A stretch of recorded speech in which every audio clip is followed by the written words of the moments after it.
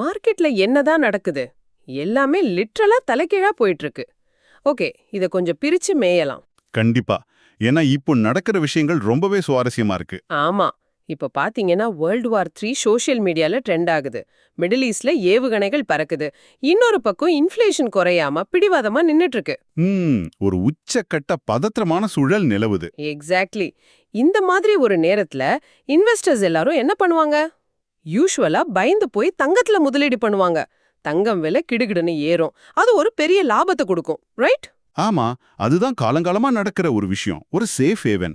ஆனா இப்போ தங்க விலை திடீர்னு அதல பாதாளத்துக்கு போயிட்டு இருக்கு. இது எப்படி சாத்தியம்?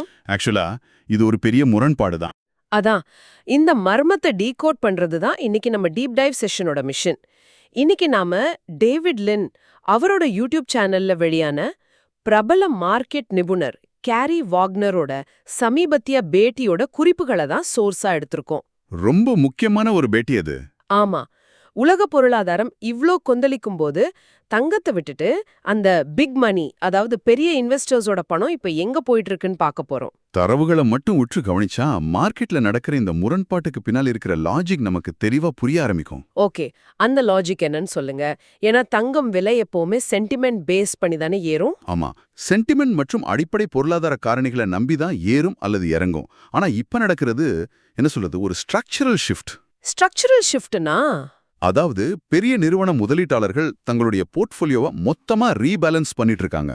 இங்கதான் மேட்டர் ரொம்ப இன்ட்ரெஸ்டிங் ஆகுது. ஏன்னா நம்ம ஊர்ல ஒரு சின்ன பிரச்சனைனா கூட உடனே தங்க விலை எகிரிடும்.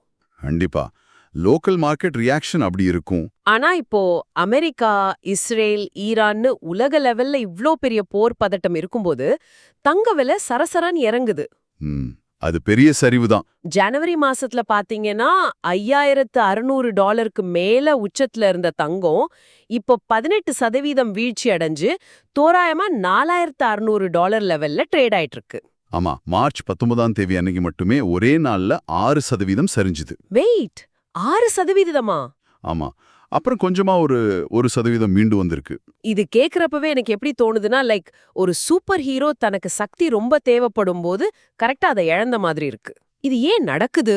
இதுக்கு கேரி வாக்னர் அவரோட பேட்டியில ஒரு டெக்னிக்கல் விளக்கம் கொடுக்கறாரு. சார்ட்ல பார்த்தா இது ஒரு டபுள் டாப் பேட்டர்னை காட்டுதுன்னு சொல்றாரு. Double top pattern? ஆமா, இது 1980லயும் 2011லயும் நடந்த மாதிரியே இருக்குன்னு ஒரு டேட்டாவை கொடுக்கறாரு. ஓஹோ, அப்ப என்ன ஆச்சு? அப்போல்லாம் தங்கம் 50% சரிஞ்சுது. Mind blowing. 50%? ஆமா, அந்த டபுள் டாப் பேட்டர்ன் உருவாகி இருக்கிறது உண்மைதான். ஒரு அசெட் விலை ஏறி ஒரு உச்சத்தை தொட்டுட்டு மறுபடியும் கீழே வந்து திரும்பவும் அதே உச்சத்தை தொட்டுட்டு கீழே விழுந்தா அதுக்கு பேர் தான் டபுள் டாப். ஓகே, அப்போ அது ஒரு வார்னிங் சிக்னல். எக்ஸாக்ட்லி. இது ஒரு ஸ்ட்ராங்கான பியரிஷ் சிக்னல். ஏன்னா அந்த உச்சவலையை தாண்டி வாங்குறதுக்கு மார்க்கெட்ல யாருக்கும் தைரியம் இல்ல அப்படிங்கறது இது காட்டுது. ஓகே, வேற என்ன டெக்னிக்கல் ரீசன் சொல்றாரு? அது மட்டும் இல்லாம டெக்னிக்கலா 50 நாள் மூவிங் ஆவரேஜ் உடைச்சு தங்கம் கீழே போயிருக்குன்னு சொல்றாரு. இந்த மூவிங் ஆவரேஜ், டபுள் டாப் இதெல்லாம் கேக்குறப்பவே மார்க்கெட் ஏதோ பெரிய ஆபத்துல இருக்கிற மாதிரி ஒரு ஃபீல் வருதே. இந்த 50 நாள் மூவிங் ஆவரேஜ்னா என்ன? இது ரொம்ப முக்கியமான ஒரு மெக்கானிசம்.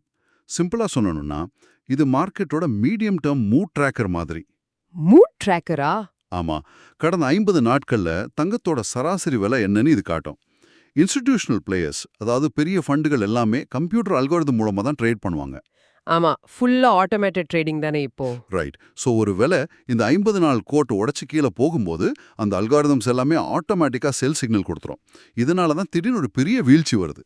ஓஹோ, அப்போ இந்த கம்ப்யூட்டர் ப்ரோக்ராம்ஸ் எல்லாமே ஒட்டுமொத்தமா தங்கத்தை வித்து தள்ளுது. அதனால தான் ஒரே நாள்ல அவ்ளோ பெரிய சரிவு வந்திருக்கு. ஆமா, அந்த பேனிக் செல்லிங் அப்படிதான் நடக்கும். ஆனா வாக்னர் இங்க ஒரு ட்விஸ்ட் கொடுக்கறாரு. என்ன சொல்றாரு? தங்கம் கீழே வந்தாலும் ஷார்ட் டேர்ம் ஃபிபொனாச்சி அளவுகோல் படி 78% லெவலுக்கு மேல தான் இன்னும் இருக்கு. அதாவது $4,568 மேல தான் வர்த்தகமாகுதுன்னு சொல்றாரு.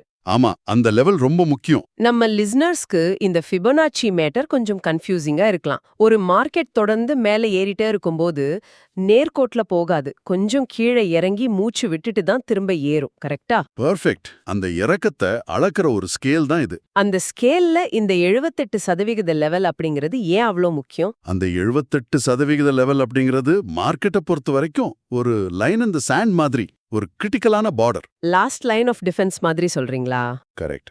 ஒரு விலை ஏறிட்டு திரும்ப கீழே வரும்போது 38, 50, 61ன்னு ஒவ்வொரு கட்டமா இறங்கும். ஆனா இது 78 அப்படிங்கறதான் கடைசி எல்லை. அந்த $4,568 எல்லைக்கு மேல தங்கம் இருக்கிற வரைக்கும் பிரச்சனை இல்ல. ஓ, அப்போ மார்க்கெட் முழுமையா பியாரிஷ் ஆகல? இல்ல.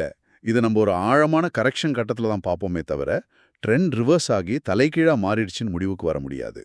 அப்போ தங்கம் ரொம்ப வேகமா ஏறி ஓவர் ஹீட் ஆகியிருந்ததுனால இப்ப இறங்குதா? ஆமா, இன்வெஸ்டர்ஸ் லாபத்தை புக் பண்றாங்க.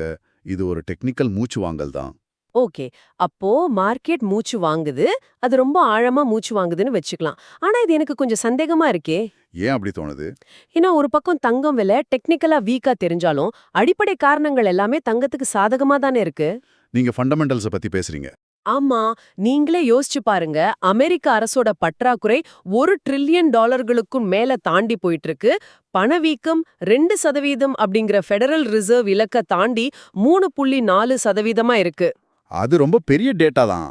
கவர்மெண்ட் அதிகமா கடனை வாங்கி குவிக்கும்போது கரன்சியோட மதிப்பு குறையும். அப்போ மக்கள் தங்கத்தை நோக்கி தானே ஓடணும். ஆனா ஹெட்ஜ் ஃபண்டுகளும் பெரிய முதலீட்டாளர்களும் தங்கத்தை வித்துட்டு கச்சா எண்ணெய் பக்கம் போறாங்க. எக்ஸாக்ட்லி, கச்சா எண்ணெய் பக்கம் தங்களுடைய முதலீட்டை மாத்திட்டு இருக்காங்க. கச்சா எண்ணெய் விலை சமீபத்துல $100 தாண்டி இப்போ $97 ரேஞ்ச்ல இருக்கு. ஆமா, அது ஒரு பெரிய ஷிஃப்ட். தங்கம் விலை ஏற வேண்டிய எல்லா தகுதியும் இருந்தும் பிக் மணி திடீர்னு கச்சா எண்ணெய் பக்கம் போறது ஏன்? அவங்களுக்கு தங்கம் மேல இருந்த நம்பிக்கை போயிடுச்சா? நம்பிக்கை போயிடுச்சுன்னு சொல்ல முடியாது. பெரிய முதலீட்டாளர்கள், குறிப்பா இந்த ஹெட்ஜ் ஃபண்டுகள், எப்பவுமே ரிஸ்க் வர்சஸ் ரிவார்ட் அப்படிங்கிற கணித அடிப்படையில தான் செயல்படுவாங்க. அவங்களுக்கு எமோஷன் கிடையாது, லாபம் மட்டும்தான் குறிக்கோள். கரெக்டா சொன்னீங்க. நீங்க சொன்ன அந்த மேக்ரோ எக்கனாமிக் காரணிகள், அதாவது பணவீக்கம், அமெரிக்க கடன், இதெல்லாம் தங்கத்துக்கு long term positive. Okay, long டேர்ம்க்கு ஓகே. ஆனா இப்போ ஆமா, ஷார்ட் டேர்ம்ல மார்க்கெட்ல வாலட்டிலிட்டி எங்க அதிகமா இருக்கோ அங்கதான் அவங்களுக்கு அதீத லாபம் கிடைக்கும். அதனாலதான் ஆயில் பக்கம் போறாங்களா? ஆமா, மத்திய கிழக்கு நாடுகள்ல போர் பதற்றம் இருக்குன்னு நம்ம பேசணும் இல்லையா? அந்த போர் நடக்கிற இடங்கள், குறிப்பா செங்கடல் வழியா போற கப்பல் போக்குவரத்து, உலகத்தோட கச்சா எண்ணெய் உற்பத்தியிலையும் சப்ளை செயின்லயும் மிக முக்கிய பங்கு வகிக்குது. ஆமா, உலகத்தோட 20% எண்ணெய் அந்த வழியா தான் கடந்து போகணும். அங்க பிரச்சனை வரும்போது ஹூத்தி கிளர்ச்சியாளர்கள் அந்த ரூட்ல போற கப்பல்களை தாக்குற நியூஸ்லாம் நாமும் பார்த்துட்டு தான் இருக்கோம். அப்போ ஷிப்பிங் ரூட் மாறுது, இன்சூரன்ஸ் செலவு ஏறுது, இதனால சப்ளை பாதிக்கப்படும்னு அவங்க கணிக்கிறாங்க. துல்லியமா சொன்னீங்க. சப்ளை பாதிக்கப்படும் போது ஆட்டோமேட்டிக்கா பொருளோட விலை எகுரும். இன்வெஸ்டர்ஸ் இத ஒரு ஆர்பிட்ராஜ் வாய்ப்பா பாக்குறாங்க. அதாவது ஈஸியான லாபம். ஆமா, தங்கத்துல முதலீடு செஞ்சு பொறுமையா லாபம் பார்க்கறத விட கச்சா எண்ணெயில இப்ப பணத்தை கொட்டினா போர் பதற்றத்தினால எண்ணெய் விலை கிடுகிடுன்னு ஏறும். அதுல உடனடியா பெரிய லாபம் பார்க்கலாம்னு அவங்க அல்காரிதம்ஸ் கணிக்குது. வாவ்! அதனாலதான் பாதுகாப்பான தங்கத்திலிருந்து பணத்தை எடுத்து லாபம் தரக்கூடிய எண்ணெய்க்கு மாத்துறாங்க. ஆமா, இது ஒரு ஸ்ட்ராட்டஜிக் ஷிஃப்ட். இதனாலதான் அடிப்படை காரணிகள் பாசிட்டிவா இருந்தும் தங்கம் கீழே இறங்குது. வெயிட், இங்க எனக்கு ஒரு முரண்பாடு தோணுது. என்னது? பிக் மணி ஆயில்ல லாபம் பாக்குறாங்க, ஓகே. ஆனா ஃபெடரல் ரிசர்வ் தலைவர் ஜெரோம் பவல் ரீசெண்டா ஒரு பிரஸ் மீட்ல ரொம்ப கூலா பேசினாரே. ஆமா, அவரு வெயிட் அண்ட் வாட்ச் அப்ரோச்ல இருக்காரு. அதுதான், டீசல் விலை உயர்வு, போக்குவரத்து மற்றும் உணவுப் பொருட்களின் விலையை எப்படி பாதிக்குதுன்னு கவனிச்சுட்டு வரோம். ஆனா தற்போதைக்கு பொறுத்திருந்து பாப்போம் அப்படின்னு ரொம்ப கூலா சொல்லிட்டாரு. ஆனா கேரி வாக்னர் இது வேற மாதிரி பாக்குறாரு. ஆமா, நம்ம சோர்ஸ்ல வாக்னர் என்ன சொல்றாருன்னா, கச்சா எண்ணெய் தொடர்ந்து $120 மேல போனா அது சாமானியர்கள்ல இருந்து கார்ப்பரேட் நிறுவனங்கள் வரைக்கும் எல்லாரையும் கடுமையா பாதிக்கும்னு எச்சரிக்கிறாரு. பவல் ஏன் இவ்ளோ கூலா இருக்காரு? அதுக்கு ஒரு ரீசன் இருக்கு. எனக்கு என்ன தோணுதுன்னா, ஒருவேளை இகானமிய கூல் டவுன் பண்ண, அதாவது மக்களோட செலவுகளை குறைக்க ஆயில் விலை ஏறுறத பவல் இன்டைரக்டா யூஸ் பண்ணிக்கிறாரோ. ஆயில் விலை ஏறுனா மக்கள் வேற எதுவும் வாங்க மாட்டாங்க, ஆட்டோமேட்டிக்கா இன்ஃப்ளேஷன் குறைஞ்சிடும்னு அவர் வெயிட் பண்றாரா? அது ரொம்ப இன்ட்ரெஸ்டிங்கான ஆங்கிள். ஆனா ஆக்சுவலா மேக்ரோ எக்கனாமிக்ஸ்ல அது அப்படி வேலை செய்யாது. ஓ அப்படியா? பின்ன எப்படி? ஜெரோம் பவல் அமைதியா இருக்காருன்னா, சென்ட்ரல் பேங்குகள் எப்பவுமே ஒரு தரவு அடிப்படையிலான நீண்டகால ட்ரெண்டை தான் பார்ப்பாங்க. ஒரு வாரம் என்ன விலை ஏறிச்சுன்னா உடனே வட்டி விகிதத்தை மாத்திட மாட்டாங்க. அதுவும் கரெக்ட் தான். ஆனா நீங்க சொன்ன அந்த எக்கானமி கூல் டவுன் ஆகுற லாஜிக் இருக்குல்ல, அது டிமாண்ட் புல் இன்ஃப்ளேஷனுக்கு செட் ஆகும். டிமாண்ட் புல் இன்ஃப்ளேஷன்னா மக்கள் அதிகமா வாங்குறதால வர்றது. ஆமா, ஆனா $120 கச்சா எண்ணெய் உருமாக்குறது காஸ்ட் புஷ் இன்ஃப்ளேஷன். இது சென்ட்ரல் பேங்குகளுக்கு ஒரு கெட்ட கனவு மாதிரி. காஸ்ட் புஷ் இன்ஃப்ளேஷன்னா உற்பத்திக்கான செலவு அதிகமாகிறதுனால வர்ற பணவீக்கம், கரெக்டா? இத கொஞ்சம் டீட்டெயிலா சொல்லுங்க. இது ஏன் ஃபெடரல் ரிசர்வ்க்கு கெட்ட கனவு? ஏன்னா இது பொருளாதாரத்தை மொத்தமா முடக்கிடும். எப்படி?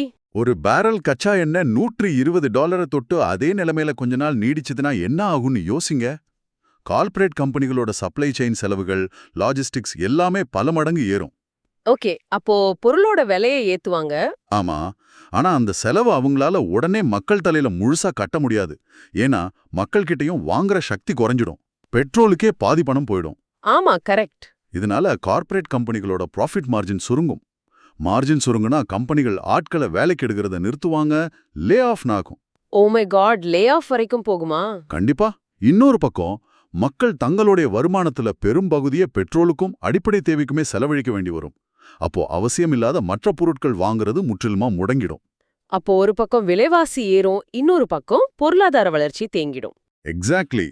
இதுக்கு பேரு தான் ஸ்டாக்ஃப்ளேஷன். இத சமாளிக்க வட்டி விகிதத்தை ஏத்தவும் முடியாது, இறக்கவும் முடியாது. அதனால தான் $120 என்பது ஒரு ஆபத்துக்கரமான எல்லை. வாவ், இத கேக்கும்போதே தலை சுத்துது. ஒரு பக்கம் தங்கம் தோத்து போச்சு, இன்னொரு பக்கம் ஆயில் ரொம்ப ரிஸ்க். அப்போ பணத்தை காப்பாத்திக்க வேற வழியே இல்லையா? எல்லாரும் அடுத்ததா பாக்குறது வெள்ளிய தான். ஆமா, வழக்கம் போல பாரம்பரியமான இன்னொரு முதலீடான வெள்ளிய பாப்பாங்கன்னு நினைச்சா அங்க நடக்கிறதே வேற. அங்க பெரிய கிராஷ் நடந்துட்டு இருக்கு. ஆமா, வெள்ளியோட விலை வரலாறு காணாத வகையில $120 தாண்டி இப்போ $80 கீழே பெரிய கிராஷ் ஆகி கிடக்கு. கேரி வாக்னர் வெள்ளிக்கு ஒரு சூப்பரான அனாலஜி சொல்றாரு. அந்த மெழுகுவர்த்தி அனாலஜி.